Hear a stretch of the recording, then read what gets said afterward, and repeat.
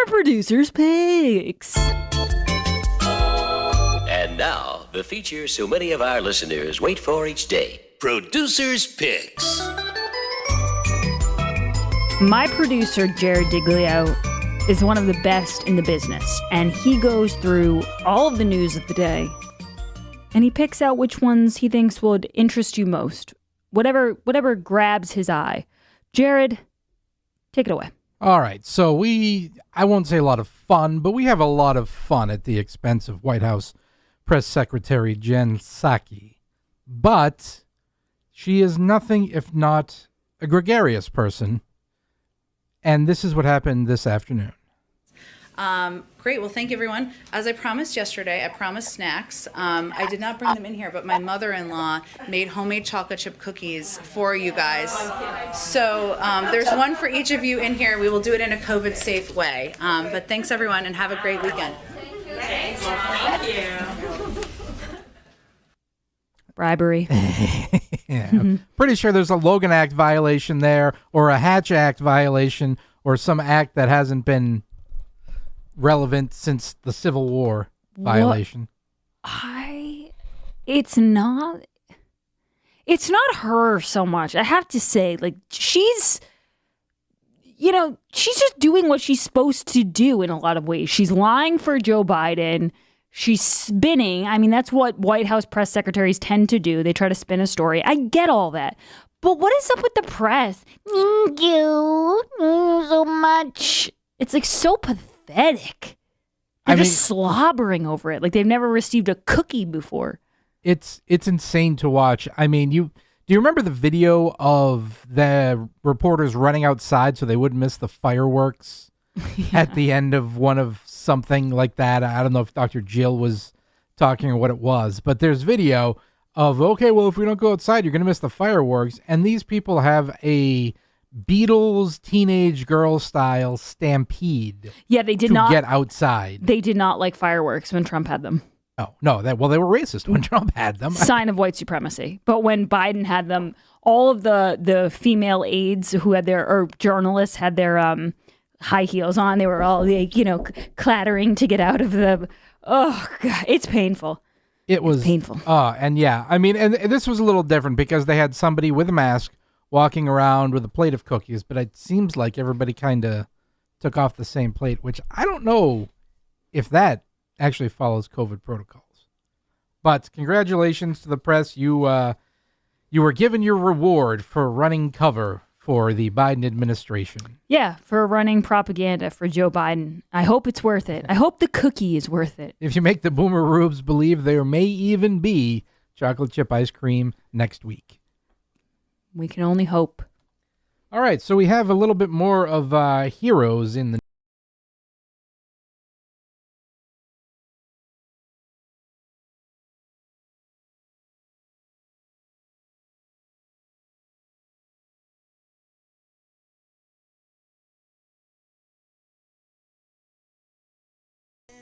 We've been in Afghanistan for 17 years, and I get that, some of the soldiers may be tired, or some of the people that are there, they may have been through some traumatic stuff, but nothing compared to the New York Times. The Gray Lady, what is she up to now? The Gray Lady has decided it's going to take care of its heroes in the news.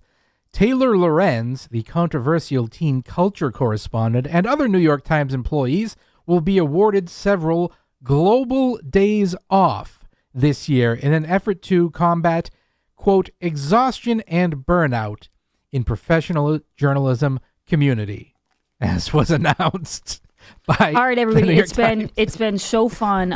It's been a great show. Now, I will be leaving now because I just realized that Howie Carr owes me a global day. Yes. So I'm going to take a couple hours here. I might take Monday too. I'll see you guys on Tuesday. Yes, the goal of the initiative, according to the memo, is to, quote, create a few moments to reset, as we have just come through a difficult period that has produced a sense of exhaustion, burnout, and a need for respite for many. Wait, Jared, I thought that's what vacation days are for. Vacation, pshaw, I say to that. Wow, you know what? This is global the most... days off. Vacation is so 80s, Grace. Global days off is the new millennium. This is the most snowflakey thing I've heard since Jane Fonda said extinction illness. This is right up there. Taylor Lorenz, I know exactly who she is. She's a professional tattletale. She one time said that guy, I think his name's Andrew Marcassini or something. He's a business guy or something. He was on Clubhouse.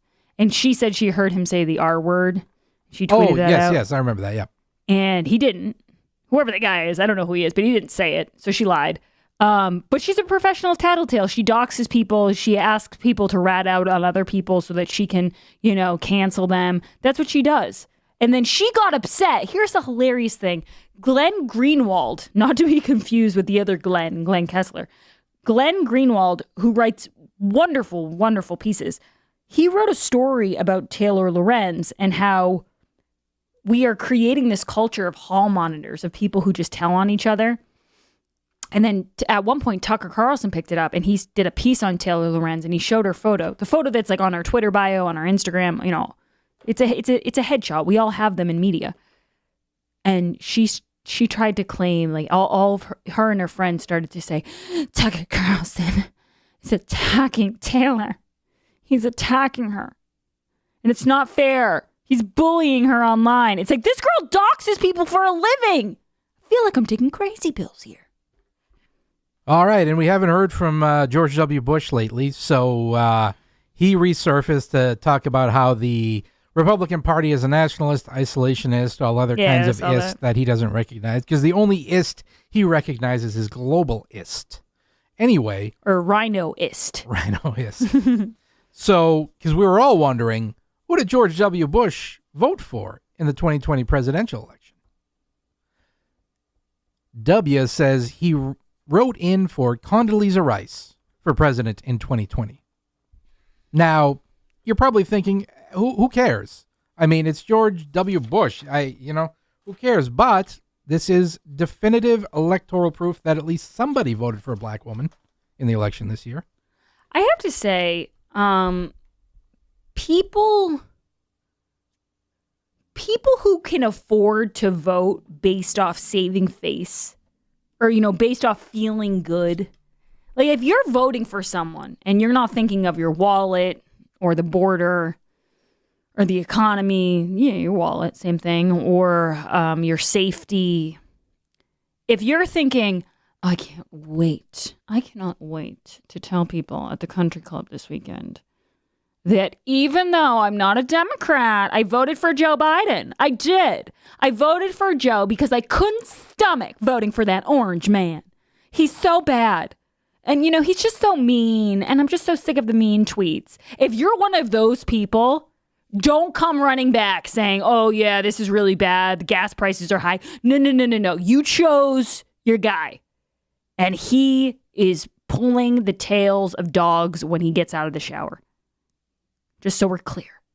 All right, you probably won't see this on the news, but earlier today, or I guess this was actually a couple days ago, some BLM protesters actually entered and disrupted the Oklahoma legislature.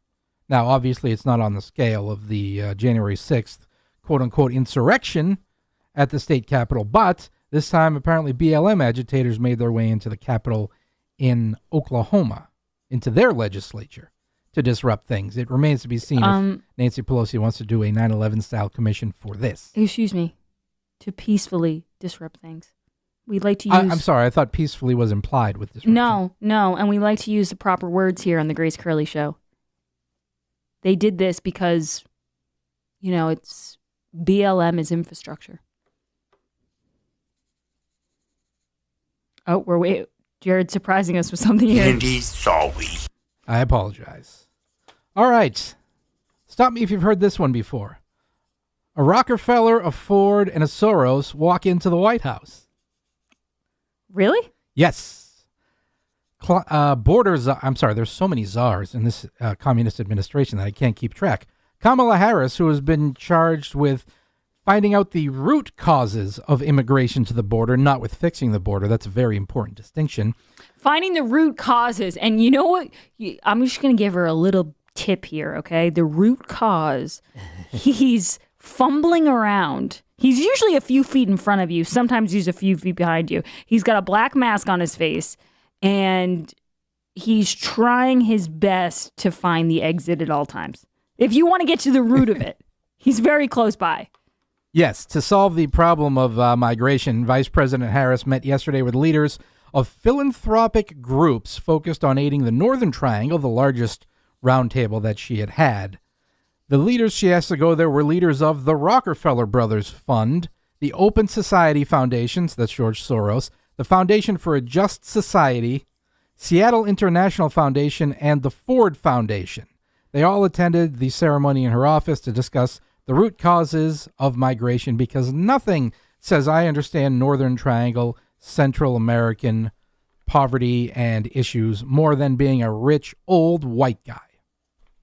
Yeah, and they probably just took a photo of themselves all sitting together. Sure she had they did. high heels on and a power jumpsuit, and then one of her, staffers tweeted it out and said, "This is what real change looks like."